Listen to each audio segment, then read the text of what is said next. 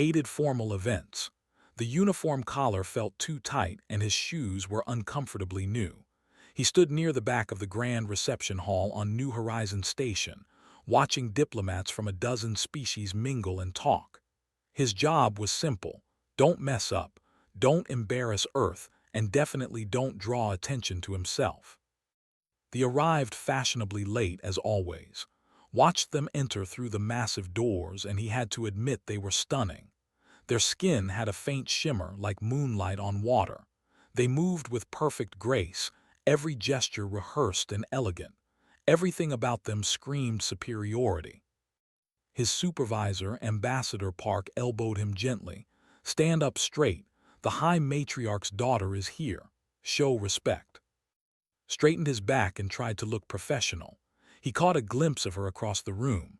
Was tall, with silver-blue skin and eyes that seemed to glow faintly.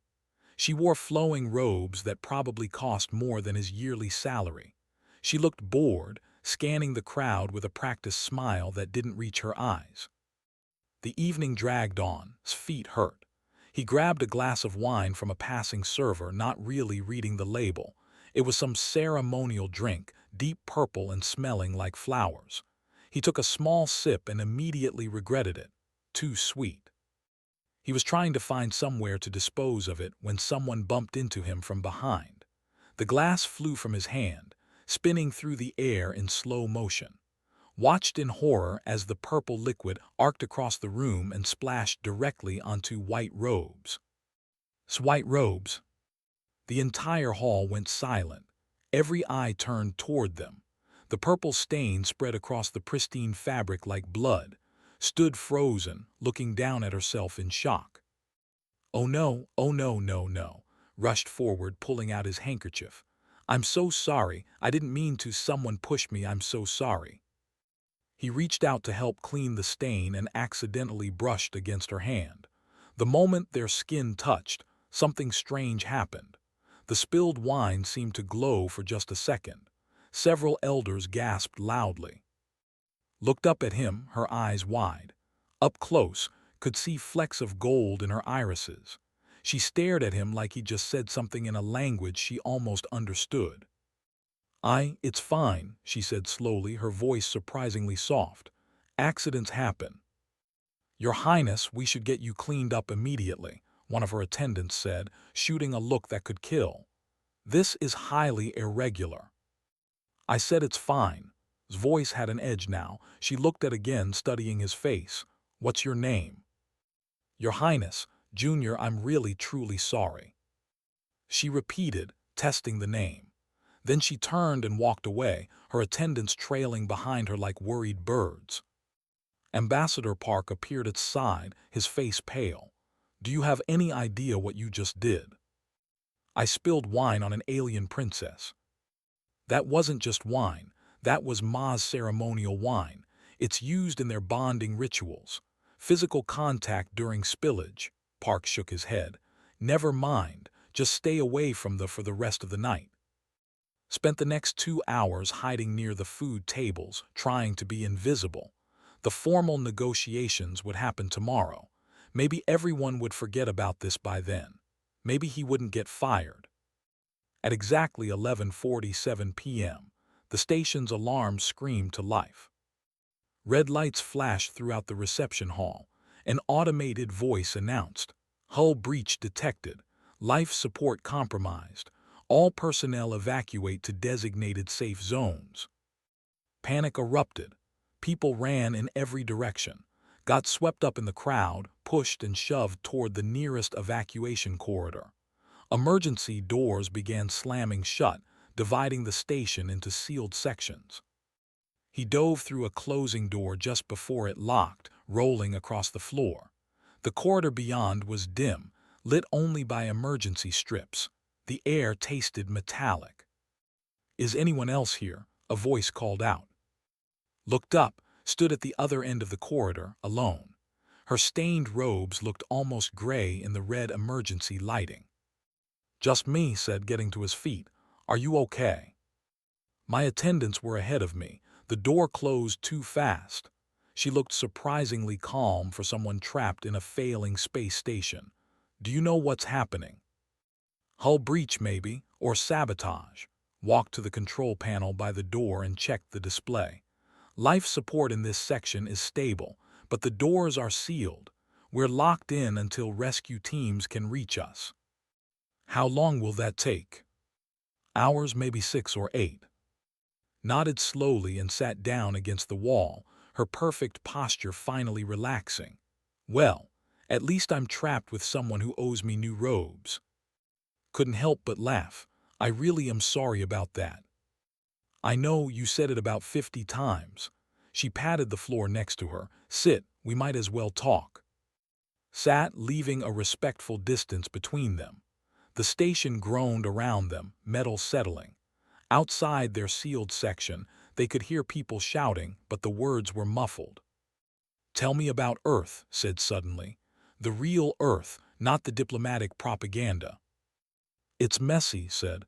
We argue about everything. We can't agree on anything. Half the planet thinks the other half is crazy. Sounds exhausting. It is, but it's also alive, real. People care so much that they fight. They make mistakes and fix them, or make bigger mistakes trying to fix the first ones. He glanced at her. What about? Was quiet for a long moment. Perfect. Everything is perfect. Every word, every gesture, every decision measured and planned. My entire life was decided before I was born. Who I'd marry, what I'd study, how I'd serve the matriarchy. Her voice cracked slightly. I'm so tired of being perfect. Understood that feeling. I spent my whole career trying to be invisible. Never stand out, never make waves, just survive. And then you spilled wine on a princess. And then I spilled wine on a princess. They both laughed, and the sound echoed in the empty corridor. They talked through the night, sharing stories and fears and dreams they'd never told anyone. When shivered from the cold, gave her his jacket. When he admitted he was scared, she held his hand. As dawn approached and rescue teams finally cut through the doors and were sitting close together, shoulders touching, neither of them wanted to move. Neither of them realized that night had changed everything. 3 weeks had passed since the station incident. Sat in his small apartment on Earth, staring at the ceiling. He couldn't stop thinking about her.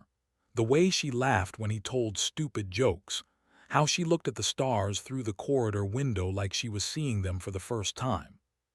He tried to contact her after they were rescued, but her attendants had swept her away immediately. He'd sent 2 messages through official channels. Both went unanswered. Of course they did. She was royalty and he was nobody. It had been one strange night during a crisis. Nothing more. His wrist itched. Scratched at it absently, still staring at the ceiling. The itch had started a few days ago and kept getting worse. He'd checked for a rash, but there was nothing there, just smooth skin. Except now there was something. He sat up fast, holding his wrist toward the light. A faint pattern glowed beneath his skin, like someone had drawn lines with luminescent ink, curving symbols that definitely hadn't been there this morning. As he watched, they pulsed softly, matching his heartbeat. What the hell? His phone rang. Unknown number, off-world code, answered carefully. Hello. Don't trust anyone. His voice was tight with fear. Listen to me, check your left wrist, the inside. I'm looking at it right now. What is this? It's a mate bond, the Maz bond. When we touched during the wine spill when we spent that night together, we triggered it. I have the same mark. His mind raced. Mate bond like marriage. Deeper than marriage, it's permanent. It links us physically and emotionally. It hasn't happened in over 1,000 years. My people thought it was just a legend. Her voice cracked. The council knows. They're sending agents to Earth. They'll say it's diplomatic business, but some of them want you dead. If you die, maybe the bond dies too. Wait, slow down. You're saying alien agents are coming to kill me. Not all of them. Some want to study you. Some want to bring you here. But yes, some want you gone. My mother is trying to protect you, but she took a shaky breath. I'm so sorry. This is my fault. How is this your fault? I'm the one who spilled the wine. I let myself care about you. That made it real. The bond needs both people to want it somewhere deep down. I wanted it. I wanted to be connected to someone who saw me as just not a princess or a political tool. Looked at the glowing mark on his wrist. He thought about that night, how natural it felt to talk to her, how right it felt when she held his hand. I wanted it too, he said quietly. Then we're both in trouble. The call ended abruptly. Sat in silence for exactly 30 seconds before someone knocked on his door. 3 sharp raps. He looked through the peephole. 2 people stood outside wearing Earth Coalition uniforms, but something about them was wrong. They stood too still, too perfect. Their skin had a faint shimmer. "Yes, Mister, we need to speak with you," one of them called through the door. "It's regarding your diplomatic status." Backed away from the door. His heart pounded. The mark on his wrist grew warmer, almost hot. Without thinking, he grabbed his jacket and climbed out the window onto the fire escape. He'd never been athletic, but fear made him fast. He scrambled down 3 flights and dropped into the alley below. Behind him, he heard his apartment door crash open. Footsteps on metal stairs. Ran. He made it 2 blocks before his chest started hurting. Not from running. This was different. A deep ache that felt like someone was pulling on his ribs from the inside. The mark on his wrist burned now, actually painful. He ducked into a crowded market, trying to blend in. The pain in his chest got worse. He leaned against a wall, breathing hard. What was happening to him? Then he understood. The bond, he could feel her. She was scared. No, she was terrified. The emotion hit him like a wave, so strong it made him dizzy. Something was happening to her, and he could feel it across light years of space. His phone buzzed. A new message, text only. Coalition Embassy, now you'll be safe. Ambassador Park. Didn't trust it. He didn't trust anyone. But he couldn't stay in the market forever. He flagged down a taxi and gave the driver the embassy address. The embassy was fortified like a military base. Showed his ID at 3 different checkpoints before they let him inside. Ambassador Park was waiting in a secure conference room, along with 2 Earth military officers and a scientist didn't recognize. "Sit down," Park said. His usual friendly expression was gone. "Show me your wrist." Held out his arm. The marks glowed brighter under the conference room lights. The scientist leaned in close with a scanner. "Fascinating. It's organic, but it's emitting a quantum signature. It's entangled with something." Someone corrected. "Her name is." "The princess." "Yes, we know." Park rubbed his face tiredly. "The High Council has been in contact. They're sending a ship. They want you on Prime." "Is it a request or a kidnapping?" "Does it matter? If you refuse, they'll find another way. If you run, you're marked. They can track that bond signature." Park looked at him with something like pity. "I'm sorry, you've become a political crisis." "What if I just cut it off? My wrist, I mean." The scientist shook her head. "The bond isn't just on your skin. It's in your nervous system, your brain, probably your DNA by now. Removing it would kill you. And according to it would kill the princess too." Sat back in his chair. The ache in his chest was fading now. Fear was lessening. Maybe she'd been calmed down by her people. Maybe she could feel him too, knew he was safe for the moment. "When does the ship arrive?" he asked. 2 days. "Do I have a choice?" "You always have a choice." Park's expression softened slightly. "But running would be hard, and staying here might start a war. The don't take rejection well." Touched the mark on his wrist. It felt warm, almost comforting now. Somewhere in space had the same mark. She was scared, probably more than he was. She hadn't asked for this either. "I'll go," he said, "but I want Earth's protection. Diplomats, lawyers, whatever you can give me. I'm not going to disappear quietly." Park nodded. "Done. We'll send a delegation with you. You're an Earth citizen and we protect our own." The next 2 days passed in a blur of briefings and medical tests. Scientists studied his bond mark from every angle. Lawyers prepared documents. Military advisors taught him basic self-defense, though everyone agreed it probably wouldn't help against beings who could break him in half. On the morning of departure, stood at the spaceport watching the ship descend. It was beautiful, all smooth curves and shimmering metal, nothing like Earth's boxy transport vessels. The loading ramp lowered. Guards emerged first, their faces cold and professional, then appeared at the top of the ramp. Their eyes met across the distance, felt the bond surge warm and bright. She looked tired, worried, but when she saw him, she smiled. That smile made everything else worth it. Prime was stunning. The entire planet looked like it was carved from crystal and light. Towers reached toward purple skies, and everything sparkled like frost in the morning sun. Pressed his face against the transport window like a child, trying to take it all in. Beautiful, isn't it? Sat beside him, their shoulders touching. The bond made being close feel natural, necessary. But don't let the beauty fool you. My people built cages out of perfection. They'd barely had time to talk during the journey. Guards always nearby, watching, but now, descending toward the capital, reached for his hand. The council will try to break this bond, she whispered. They'll say you're not worthy, that humans are too primitive. They'll try to make you feel small. I am small compared to you.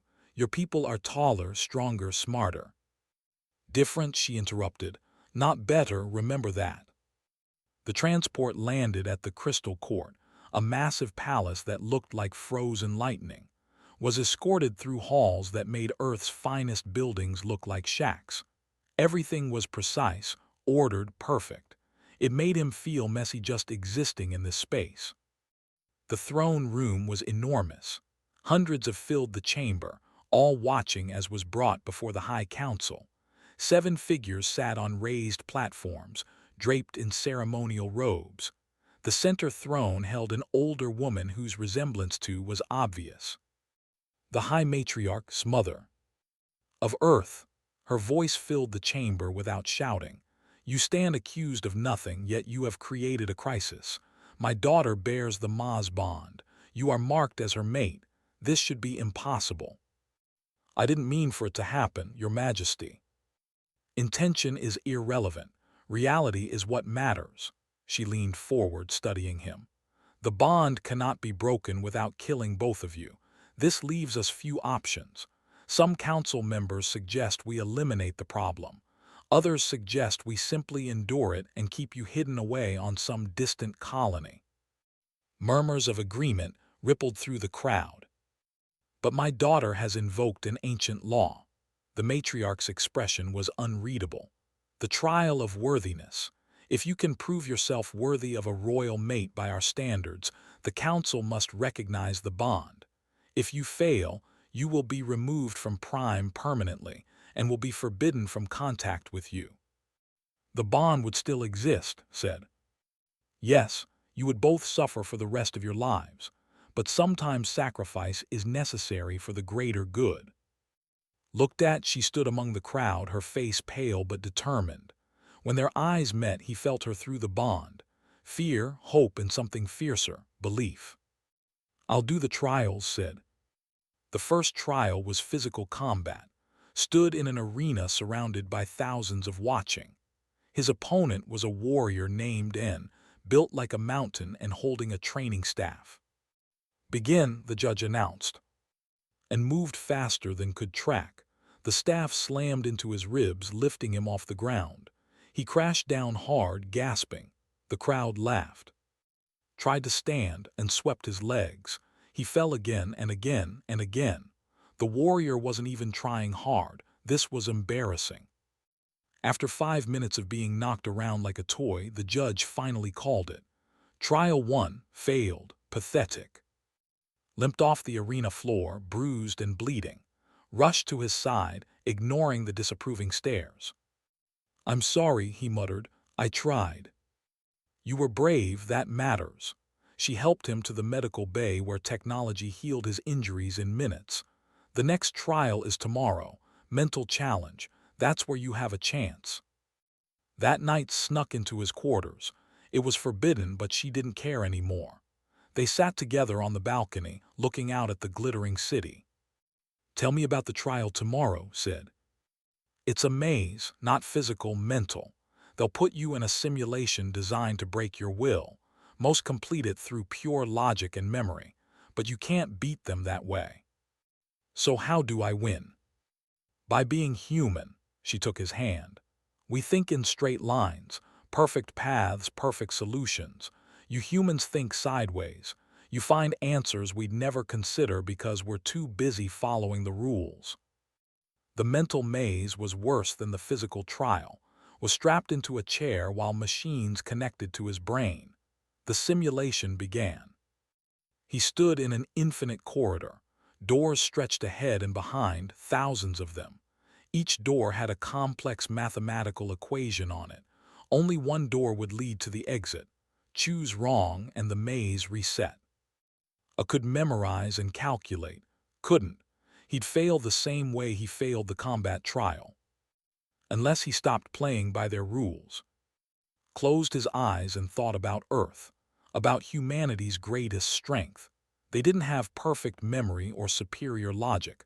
What they had was imagination, the ability to see what wasn't there. He opened his eyes and ignored the doors. Instead, he examined the walls, the floor, the ceiling. The corridor was a simulation. It had rules. Rules could be broken. Reached out and touched the wall. It felt solid, but he pushed harder. His hand went through. The illusion rippled like water. He didn't need to solve the maze. He needed to walk through it. He stepped through the wall and found himself in the control room, standing behind the shocked test administrators. The maze dissolved. Alarms blared. Trial 2 complete. The judge looked furious, unorthodox, irregular, but successful. The crowd was silent. Then someone started clapping. Then another.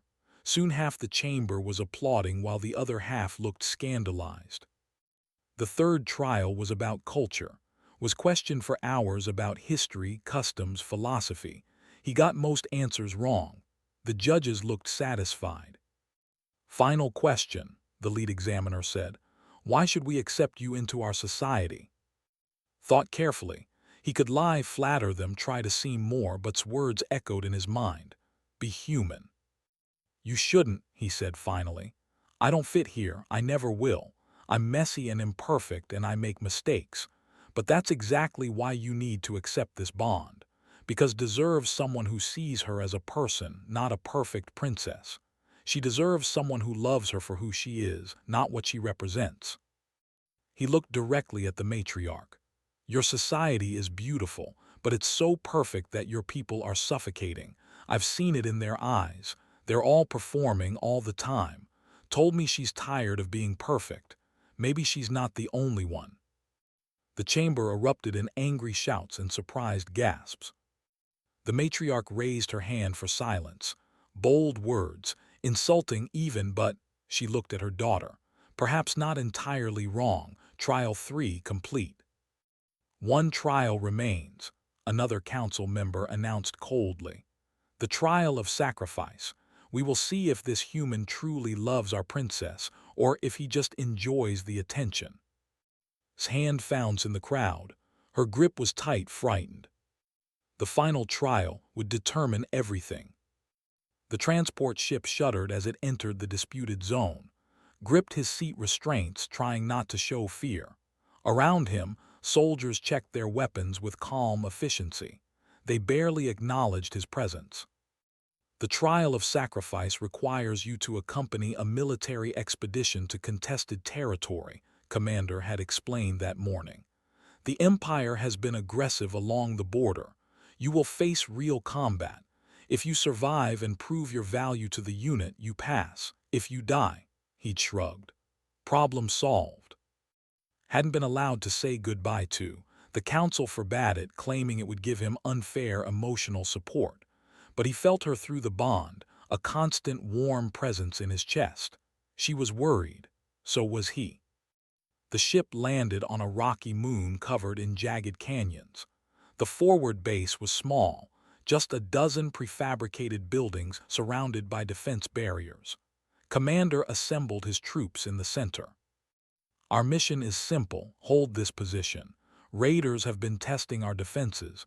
We expect an attack within 48 hours. Stay sharp. The soldiers dispersed to their posts, stood alone, uncertain where to go. A young soldier named finally took pity on him. "You know how to shoot?" she asked. "Not really." "Great, here." She handed him a pulse rifle. "Point this end at the enemy. Try not to shoot yourself or us." The first day was boring. Helped carry supplies, cleaned equipment, and tried to stay out of the way. The soldiers treated him like a liability. Some made jokes about humans being fragile. Others just ignored him. That night couldn't sleep. The bond with felt strained, stretched by distance. He walked the perimeter, staring at the alien sky. 2 moons hung low on the horizon, casting strange shadows. Found him there, can't sleep either. Just thinking. About the princess. Is it that obvious? Smiled. The whole planet knows about you too. Some people think it's romantic, others think it's disgraceful. I think it's brave. I'm not brave, I'm just stubborn. Same thing sometimes. The alarm sounded at dawn. The attack came from 3 directions at once. They were creatures, fast and vicious, with armored carapaces that shimmered with energy shields. "Defensive positions," roared. Chaos erupted. Pulse weapons fired in all directions. Raiders swarmed over the barriers like angry ants, dove behind a supply crate, his hands shaking. He tried to aim his rifle but couldn't steady it. Fear made him useless. A broke through the line, charging straight at him, fired wildly. The shots went wide. The creature was 5 meters away, 3 meters, 1 meter. Appeared from nowhere, driving her combat blade into the thorax. It screeched and collapsed. "Stay down," she yelled then rushed back into the fight. The battle lasted 20 minutes. When they finally retreated, 5 soldiers were wounded. Had fired his weapon exactly once and missed completely. Commander glared at him. "You're worthless. When this trial is over, I'm recommending your immediate removal from Prime." That night expected another attack. Instead, he got an unexpected visitor. Materialized in the camp like a ghost, slipping past guards with ease. She found in his assigned quarters and pulled him into a fierce hug. "What are you doing here?" he whispered. "If they catch you." "I don't care. I felt your fear through the bond. I had to see you." She pulled back, examining his face. "Are you hurt?" "Just my pride. I was useless today." "You're not a soldier. They're asking the impossible." "That's the point. They want me to fail." Sat on the edge of his bunk, defeated. Maybe they're right. What do I bring to this relationship except trouble? Knelt in front of him, taking his hands. "You bring yourself, that's enough." "Is it? You're a princess. I'm nobody." "You're the only person in the galaxy who makes me feel real." Her eyes shimmered with unshed tears. "Promise me you won't give up." Before he could answer, explosions rocked the camp. The second attack had begun. This time, they brought everything. Hundreds of raiders, supported by armored vehicles and flying drones.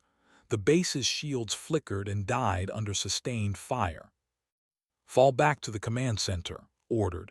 "Defensive formation Omega." The soldiers obeyed instantly, moving in practice patterns, but saw the problem. The formation left their eastern flank exposed. They would flank them, surround them, and wipe them out. Commander ran toward. "Your formation is wrong." "Silence, human. Listen to me. They are using pack tactics. They'll drive you toward the center, then circle behind. You're walking into a trap." "How would you know?" "Because humans fight this way. We've been using guerrilla tactics for thousands of years. Earth had over 100 wars. We learned how to fight enemies that were stronger than us." Hesitated, appeared at side, her own weapon drawn. "Trust him," she said to the commander, "or we all die." Made a split-second decision. "What do you suggest?" His mind raced. Every human military strategy he'd ever read about came flooding back. Fake a retreat. Make them think they've won. Draw them into the narrow canyon to the west. Then hit them from above with everything we have. That's suicide if we're wrong. It's death if we don't try. Nodded slowly. All units, new orders, fighting, retreat to the canyon, move. The fell back, firing as they went. The pursued eagerly, thinking victory was close. They poured into the canyon, thousands of them, a chittering horde. Now shouted. Soldiers hidden on the canyon ridges opened fire. Energy weapons carved through the compressed forces. The aliens tried to retreat but found their own numbers blocking their escape. It was a massacre. But the commander was smart.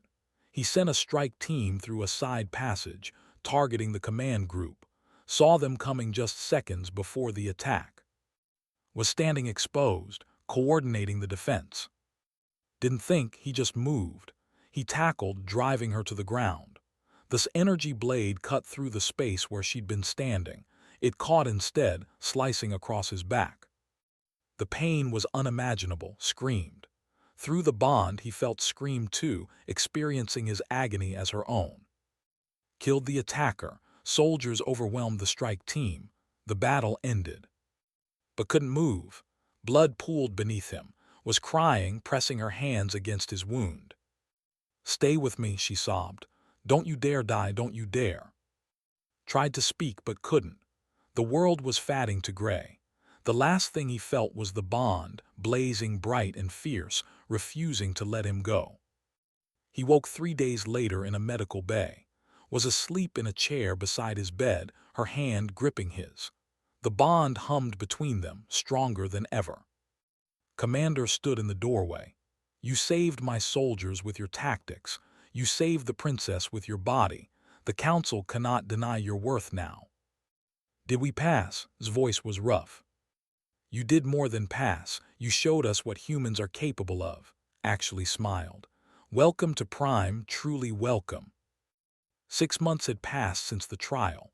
Stood in front of a mirror, adjusting his ceremonial robes.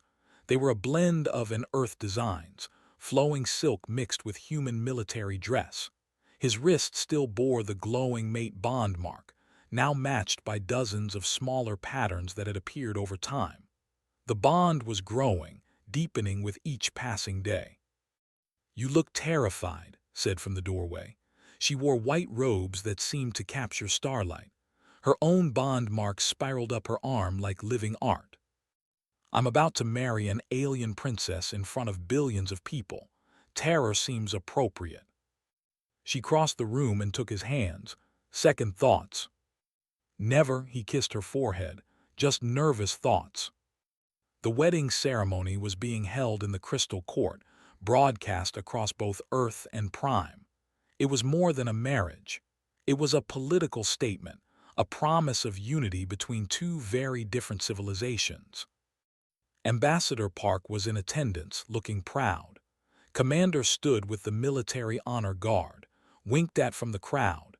Even the high matriarch seemed almost pleased, though she maintained her regal composure. The ceremony began with rituals, ancient songs in a language that made ears ring. Then came Earth traditions, exchanged rings, spoken vows, stumbled over the words but spoke from the heart in his own language. "I promise to see you always. Not the princess, not the perfect daughter, just you." She smiled through tears.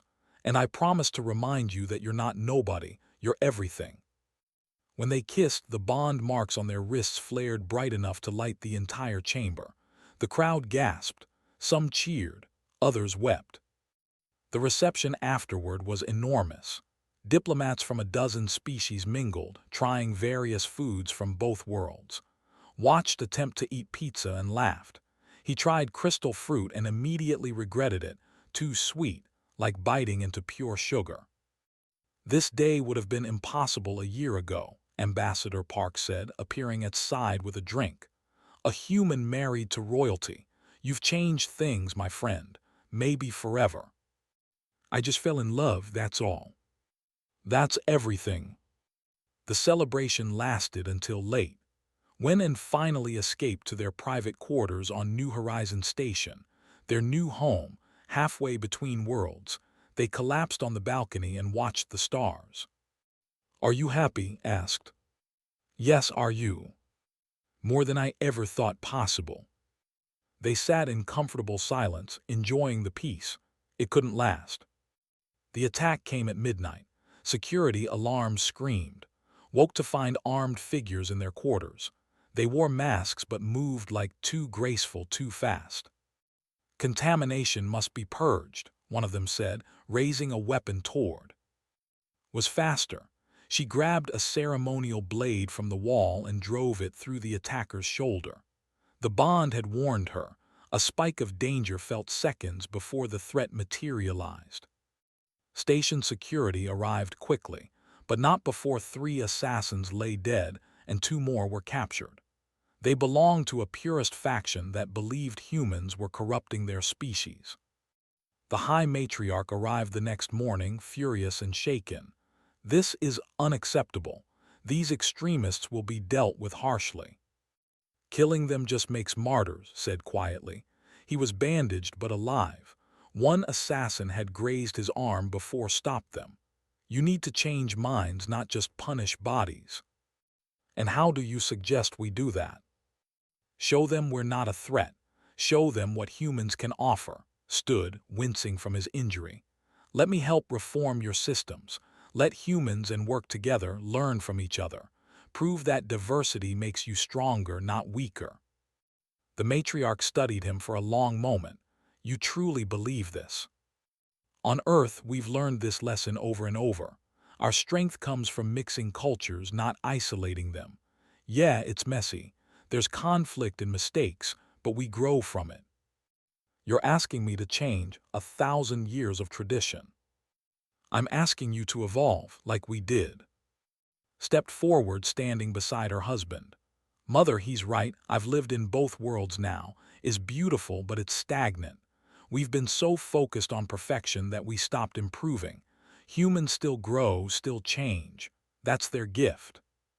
The matriarch sighed. "This will not be easy." "Nothing worth doing ever is," said. Over the following months, became an unexpected ambassador. He worked to establish cultural exchange programs. Human engineers helped with practical problem solving. Scientists taught humans advanced mathematics.